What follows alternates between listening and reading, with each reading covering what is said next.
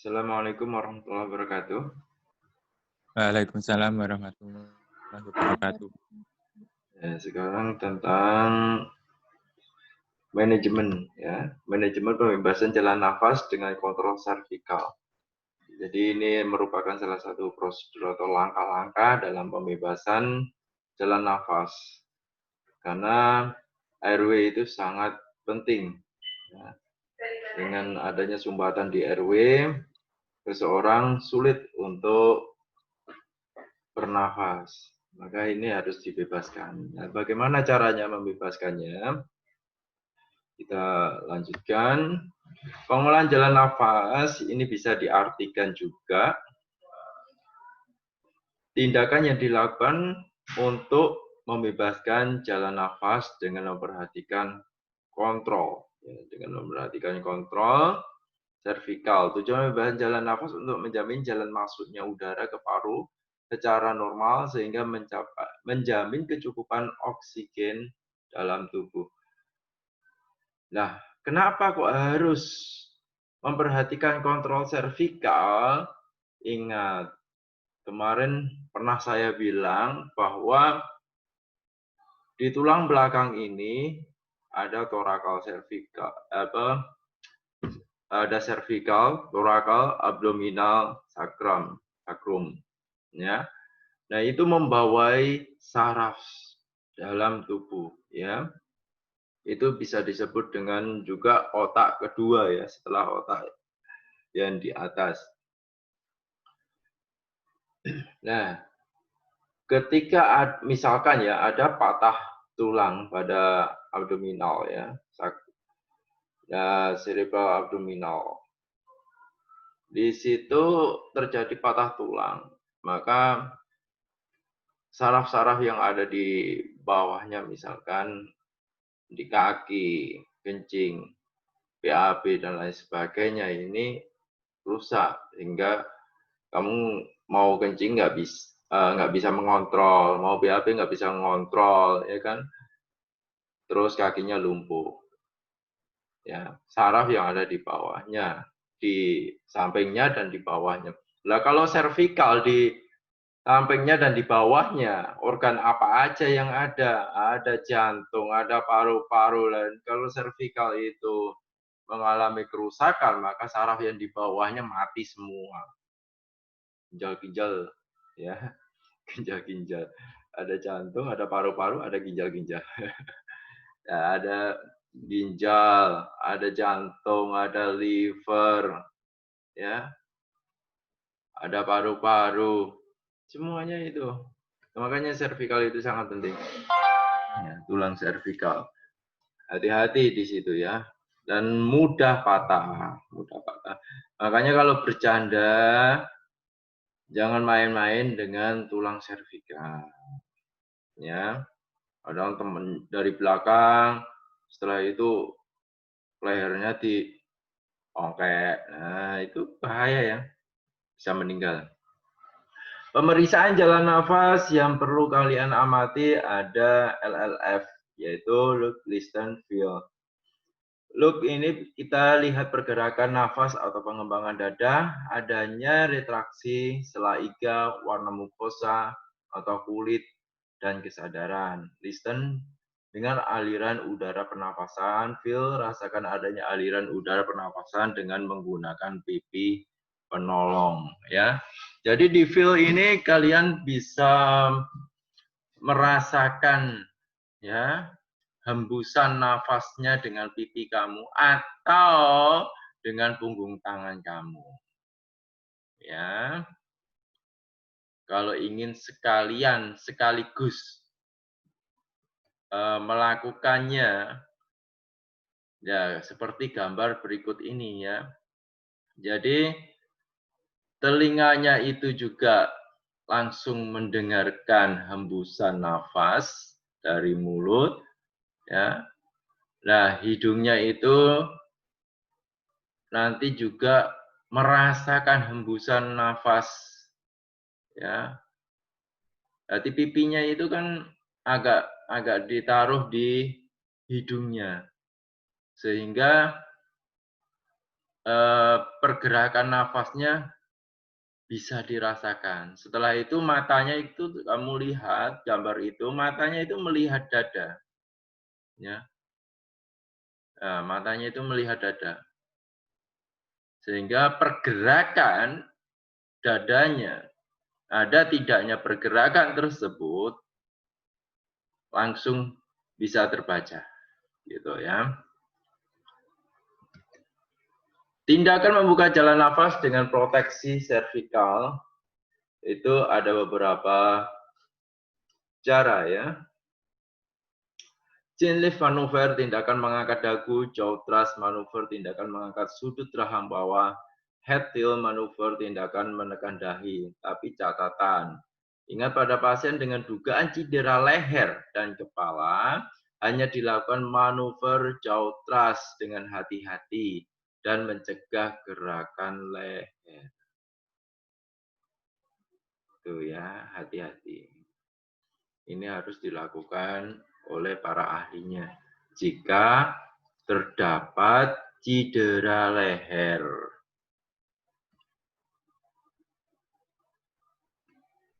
Ini ya. Ini penanganan obstruksi jalan nafas. Itu Prasad Heimlich manuver. Kemarin punyanya siapa itu? Heimlich manuver. Nah ini.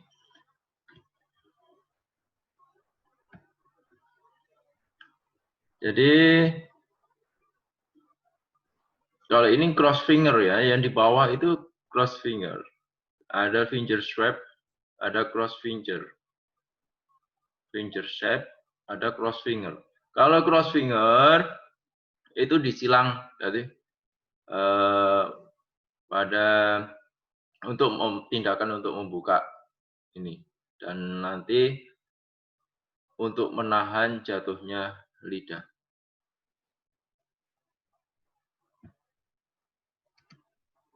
Tekniknya untuk memeriksa jalan nafas terutama di daerah mulut dapat dilakukan teknik cross finger, yaitu dengan menggunakan ibu jari dan jari telunjuk yang disilangkan dan menekan gigi atas dan bawah. Ya, ini untuk memeriksa. Ada enggak misalkan pentol ya, misalkan pentol. Ada enggak pentolnya yang menyumbat? Tadi kan kesedak pentol ya. Nah, itu caranya gitu, cross finger. Bila jalan nafas tersumbat karena adanya benda asing dalam rongga mulut, dilakukan pembersihan manual dengan sapuan tangan. Ini kalau bisa dilakukan secara manual, diambil tuh bendanya, silahkan diambil dengan menggunakan tangan. Kegagalan membuka jalan nafas dengan cara ini perlu dipikirkan hal lain, yaitu adanya sumbatan jalan nafas di daerah faring atau adanya henti nafas apsnu. Ini ya. Nanti perhatikan dulu. Bila hal ini terjadi pada penderita tidak sadar, lakukan peniupan udara melalui mulut. Bila dada tidak mengembang, maka kemungkinan ada sumbatan pada jalan nafas dan dilakukan manuver Heimlich. Ya. Kamu tiup, dadanya nggak mengembang, udah langsung Prasad Heimlich.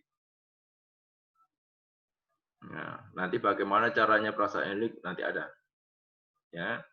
Nanti saya bahas. Ini contohnya ya, cross finger, cara bukanya.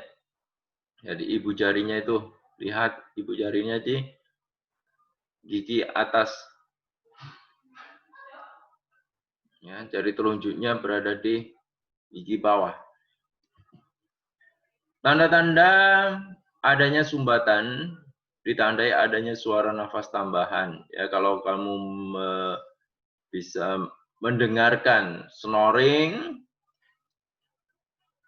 berarti ada sumbatan. Ini biasanya pangkal lidahnya tenggelam. Cara mengatasinya, chin lift, jaw thrust, pemasangan pipa orofaring atau nasofaring, pemasangan pipa endotrakeal. Nah, ini bisa kamu lakukan jaw thrust. Berkumur, hulking. Penyebabnya ada cairan di daerah hipofaring. Cara mengatasinya finger swab, penghisapan atau suction. Ya, ini kalau suaranya gargling, gitu suaranya ya.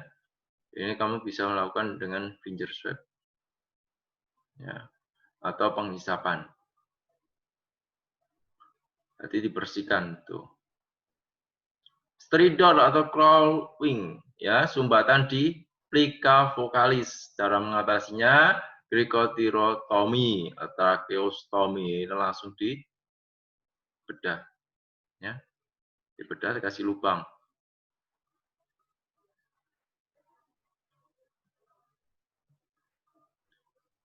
Membersihkan jalan nafas, sapuan jari atau finger swab dilakukan bila jalan nafas tersumbat karena adanya benda asing pada rongga mulut belakang atau hipofaring seperti gumpalan darah, muntahan, benda asing lainnya, sehingga hembusan nafas hilang. Ini yang dilakukan finger swab.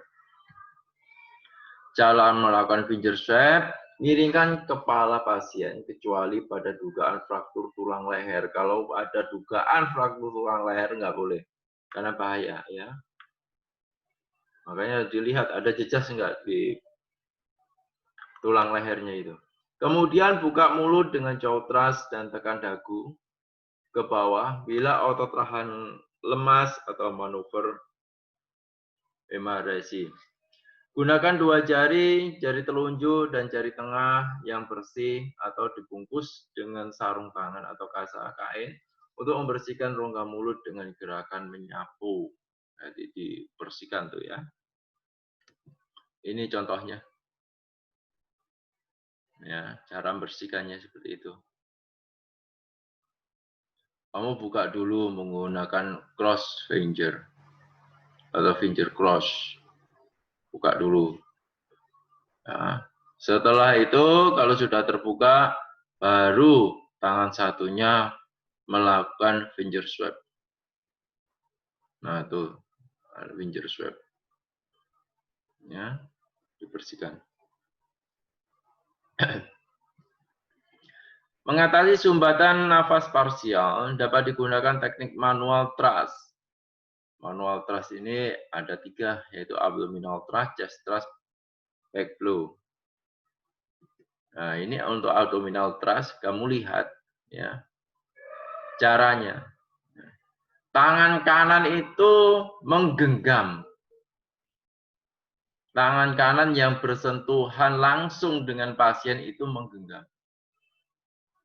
Yang menolong ya, tangan-tangan penolong yang bersentuhan dengan pasien itu menggenggam. Setelah itu ya dipegang oleh tangan kiri. Ya. Ya juga kalau abdominal thrust berada di bawah sternum. Letaknya di bawah sternum ya. Di situ ada lambung ya. Nah, tepat di situ. Tuh ya. Ini abdominal thrust. Bisa dilakukan dengan cara berdiri, dengan cara duduk, atau dilakukan dengan cara sendiri. Kalau dengan cara sendiri tetap menggempal ya, terus tangannya satunya ditaruh di sama ya, menggenggam, yang tangan kanan menggenggam, tangan kiri kamu megangi tangan kanan. Habis itu cari meja atau kursi, hentakkan di situ. Itu kalau sendiri, nggak ada penolong lain. Itu cara manual dengan cara sendiri. Bisa. Posisi tidur apakah bisa? Bisa, tetapi hati-hati ya. Hati-hati. Kalau posisi tidur itu bisa menjadi CPR ya nanti. Kalau posisi tidur. Lebih baik cara penanganannya kalau nggak duduk ya berdiri. Itu yang lebih bagus. Kalau posisi tidur memang bisa sih, cuman agak berbahaya juga ya. Karena dia juga menjadi kalau salah pencet itu juga CPR ya. Tidak disarankan kalau posisi tidur. Kurang disarankan. Bukannya nggak boleh, tetapi kurang disarankan. Abdominal thrust atau manuver Heimlich dapat dilakukan dalam posisi berdiri dan telentang. Caranya berikan hentakan mendadak pada ulu hati, ya, yang tadi saya terangkan.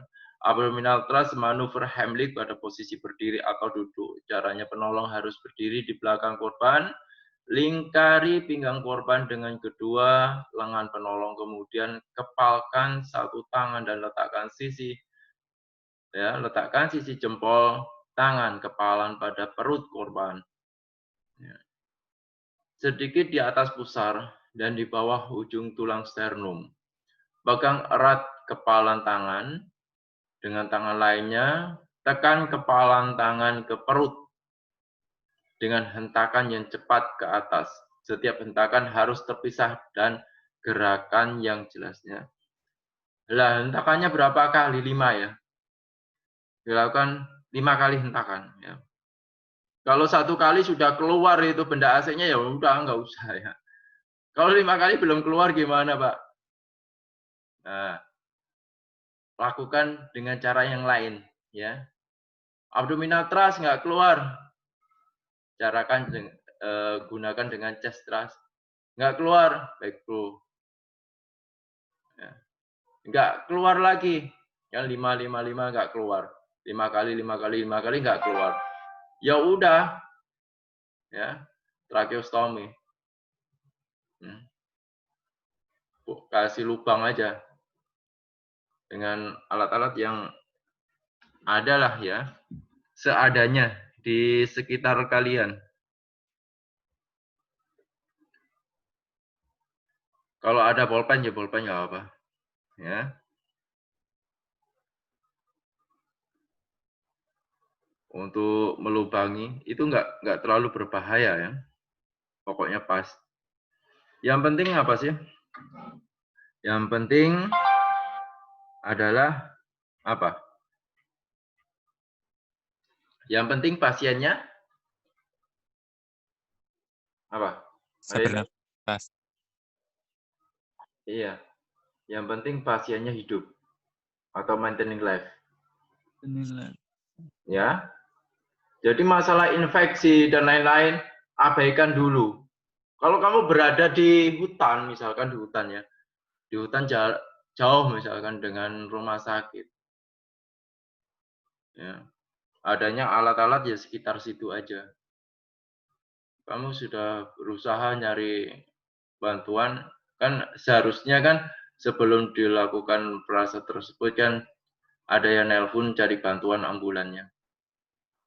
Benarnya seperti itu. Kalau gawat darurat itu ada yang nelpon cari ambulan, terus ada yang menolong. Tapi kalau hanya satu orang ya, kalau itu nggak sempat telepon, ya udah tolong aja dulu. Tapi kalau sempat telepon dulu, baru menolong. Gitu. Yang penting adalah hidup, maintaining life. Tuh.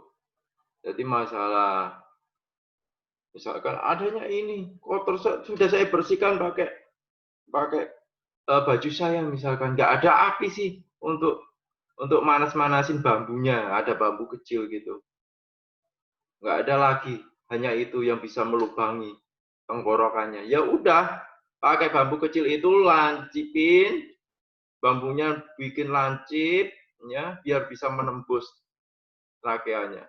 Nah, itu kalau ada api sih ujungnya itu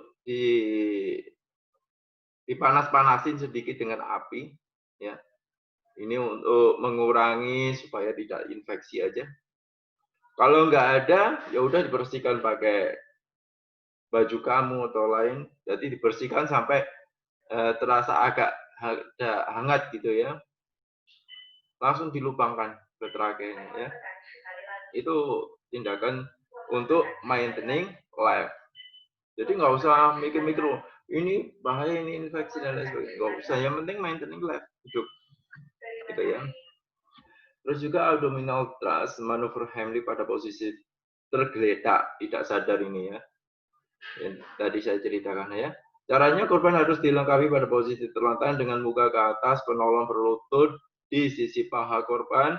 Letakkan salah satu tangan pada perut korban di garis tengah sedikit di atas pusar dan jauh di bawah ujung tulang sternum. Tangan kedua diletakkan di atas tangan pertama, menolong menekan ke arah perut dengan hentakan yang cepat ke arah atas. Berdasarkan Ilkor yang terbaru, cara abdominal thrust pada posisi terbaring tidak dianjurkan, ya kan? Tadi kan saya sudah bilang. Kenapa nggak dianjurkan? Yang dianjurkan adalah langsung melakukan resusitasi jantung paru RJP. Gitu ya. Berbagai posisi abdominal thrust ini, yang tadi juga kamu bisa lihat ya, bisa dilakukan dengan cara sendiri, ditata dulu tangannya, letakkan di kursi atau meja, hentakkan sendiri. Ini kalau dilihat tuh ada anak kecil juga, itu caranya untuk nanggani anak kecil, juga ada yang posisi tidur tuh. Ini ya, yang posisi di kursi ya. Jadi menggenggam tetapi ibu jarinya ke arah perut kamu ya. Tuh. Itu caranya.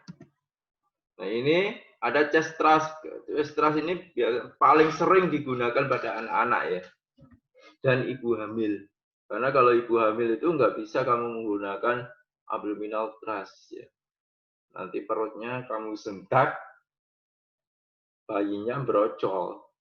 Tuh, ya. Ini biasanya yang tersering digunakan pada anak-anak ibu hamil. Tuh, ada. Kalau menggunakan anak kecil, kalau dengan anak kecil pakai 2 jari sudah cukup ya. 2 jari sudah cukup. Atau tuh mulutnya kan dimasukin tangan itu ya. Itu kepala tuh biasanya anak kecil kalau digitukan langsung spontan batuk, spontan muntah ya, betul muntah ya. Nah, itu manfaatnya untuk menekan benda asing itu supaya keluar. Das. Gitu. Kalau itu nggak berhasil, ya menggunakan chest thrust tuh. Memakai 2 jari. Kalau anaknya agak besar, ya tekan di punggungnya ditahan, terus dadanya dihentakkan. Gitu. Kalau orangnya gendut, itu tepat ya menggunakan chest thrust daripada abdominal thrust. Kalau abdominal thrust kamu nanti nggak kuat. Chest thrust untuk bayi, anak yang gemuk, dan wanita hamil. Bila penderita sadar, lakukan chest thrust 5 kali. Tekan tulang dada dengan jari telunjuk atau jari tengah, jari-jari. 1 jari di bawah garis imajinasi antara kedua puting susu pasien. Bila penderita sadar, tidurkan terlentang, lakukan chest thrust. Tarik lidah, apakah ada benda asing, beri nafas buatan. Ini ya. Kalau kamu tiup, mau beri nafas buatan, dadanya tidak mengembang, ya udah pasti ada benda asing tuh. Pasti ada benda asing. Ini back blow. Ya, ini juga efektif untuk anak-anak ya. Itu caranya, posisinya kalau dilakukan untuk anak-anak. Ya. Lebih baik kamu posisinya duduk aja. Kalau kamu posisinya berdiri hanya menggunakan 2 tangan tanpa kaki kamu, juga agak berbahaya, bisa-bisa nanti jatuh anaknya. Lebih baik kamu posisi duduk, ya itu paling enak posisi duduk.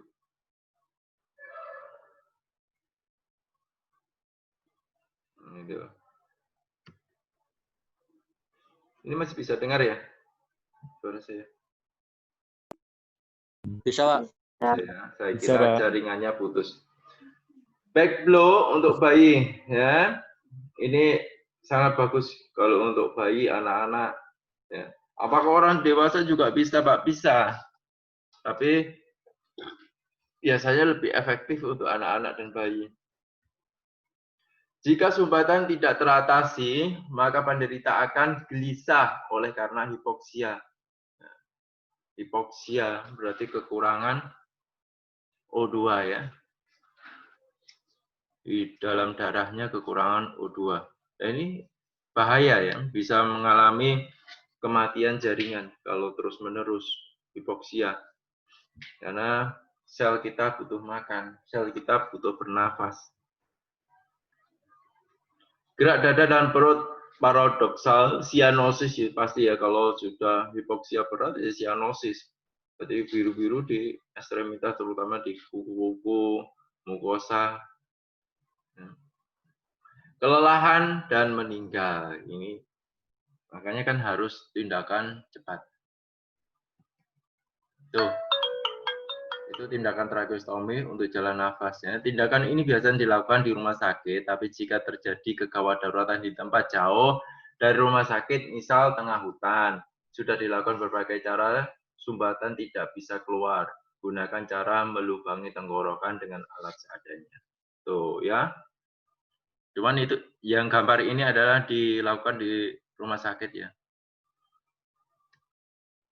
Prioritas utama dalam manajemen jalan nafas adalah jalan nafas bebas.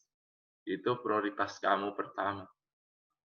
Kalau jalan nafasnya nggak bebas-bebas ya gawat ya. Pasien sadar, ajak bicara, bicara jelas dan lancar berarti jalan nafas bebas.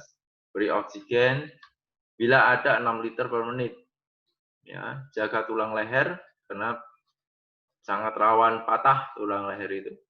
Baringkan menderita di tempat datar, wajah ke depan, posisi leher netral. Nilai apakah ada suara nafas tambahan. Ini ya, pangkal lidah menutupi jalan nafas. Tuh. Orang tidur aja, pangkal lidahnya bisa menutupi jalan nafas ya. Dan itu bahaya itu. Ya. Itu, airway close. Menutup. Begitu kamu lakukan head tilt chin lift, airway open. Ya kan? Itu head tilt chin lift itu yang dilakukan airway open. Kalau sudah gitu pasang aja orofaring kalau tempatnya di rumah sakit ya. Nah, tempatnya di rumah sakit. Tapi kalau tempatnya di hutan ya kamu mempertahankan posisi ini gitu ya. Head tilt chin lift. Head tilt dilakukan bila jalan nafas tertutup oleh lidah pasien. Ingat tidak boleh dilakukan pada pasien dugaan fraktur servikal. Bisa patah ya, klek, mati. Caranya letakkan satu telapak tangan di dahi pasien dan tekan ke bawah sehingga kepala menjadi tengadah dan penyangga leher tegang dan lidah pun terangkat ke depan. Tuh, head tilt, terus chin lift. Ini untuk chin lift dilakukan dengan maksud mengangkat otot pangkal lidah ke depan. Caranya gunakan jari tengah dan telunjuk untuk memegang tulang dagu pasien kemudian angkat. Tuh. Ya, gambarnya ada. Jelas, ini yang jauh teras. Ya. Kalau jauh teras langsung memegang rahang ya, langsung memegang rahang tuh. Ya. Nah, ini kalau ilmu itu sebuah pahat dan kesuksesan itu sebuah kayu jati, maka ukirlah dirimu seindah mungkin. Dari sini ada pertanyaan yang perlu didiskusikan.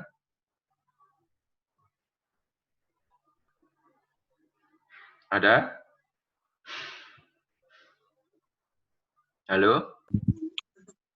Halo, Pak. Belum ada, Pak. Belum ada. Iya, Pak. Oke, kalau belum ada, saya akhiri. Akhirul kalam. Wassalamualaikum warahmatullahi wabarakatuh. Selamat pagi. Waalaikumsalam. Waalaikumsalam warahmatullahi wabarakatuh.